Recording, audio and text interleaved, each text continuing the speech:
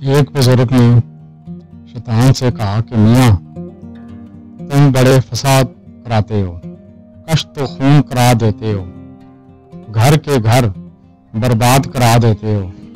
शैतान ने कहा कि मुझे मुफ्त में बदनाम कर रखा है, मैंने तो कुछ नहीं। चलो मैं तुम्हें नमूना दिखलाता हूँ। हलवाई की दुकान पर पहुंचे शैतान ने एक उंगली भर शीरा दीवार पर लगाया। इस शीरे पर मक्खियां आ बैठी। इन मक्खियों पर छपकली आ गई। इत्तेफाक से दुकान पर बिल्ली आ गई। वो छपकली पर दौड़ी। एक खरीदार के साथ कुत्ता भी था।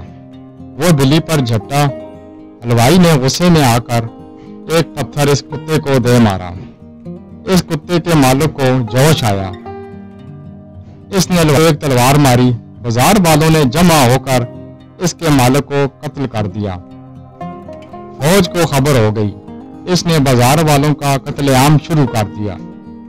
शैतान ने कहा, देखा, इंसाफ से कहिए, मेरा क्या कसूर है? मैंने तो एक उंगली भर शीरा दीवार पर लगाया था और शीरा लगाना कोई जुर्म नहीं, और असल में तो एक उंगली शीरा ही था जिसका तूल यहाँ तक खींचा।